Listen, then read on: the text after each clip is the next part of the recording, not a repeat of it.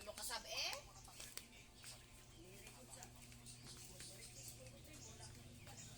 Guys, ngayon ang libing ng biyanan ko guys, dito sa Negros.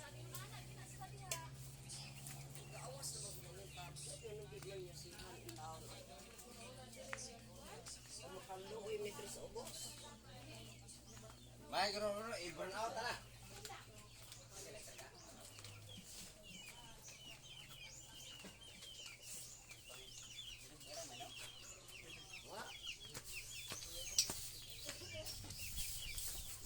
Ito guys, mga artista oh. Uy, awas ning. Maawas pa na siya ning, ngadto sa ubos nga gibutang ay. Ngadto sa ubos kay nagsapin ko. Nagsapin ko atong sako ay.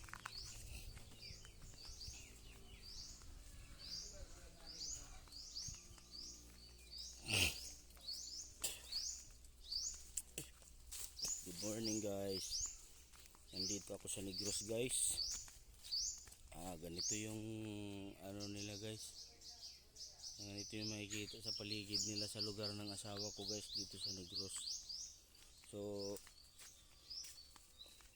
sa Leyte na kami nakatira guys. Ngayon namatay yung biyanan ko. Kaya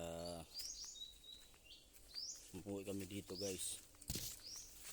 Pero may bahay na kami dito guys. Sa Leyte lang kami tumira. Si taga Leyte ako eh. So ayan guys, good morning. Update tayo guys. Ngayon kasi ang libing ng biyanan ko. So baka bukas uwi na kami sa Leyte. Tingnan nga natin yung fish pan ng bayaw ko. Agoy, wala nang tubig guys. Wala nang tubig. Mahina ang tubig guys dito pagka ganitong mainit ang panahon. Tas wala nang ulan. Tas pasukan na ng mga bata. Ayun. So ayun dun sa ibabaw guys. Ayan yung mga doon oh, yun oh, yung mga mais ng bayaw ko. Ayan, may tanim siyang mga mais dyan, pati mga kamuting kahoy. So hindi na tayo pupunta doon.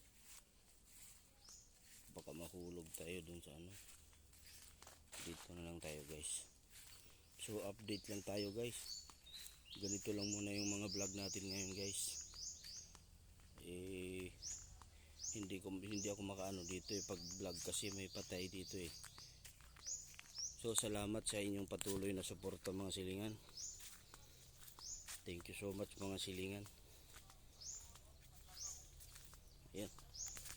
So nag-ano sila sa tubig kasi yung mga gripo nila dun sa taas hindi daw nila pinapatay yung ano sa tubig nila, kaya dito sa amin walang tubig.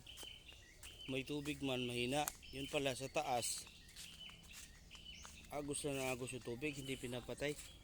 So thank you for watching guys. Salamat sa inyong suporta kahit ganito lang yung vlog natin. Nandyan pa rin kayo, maraming salamat. Comment lang po kayo sa baba guys. Thank you, bye bye.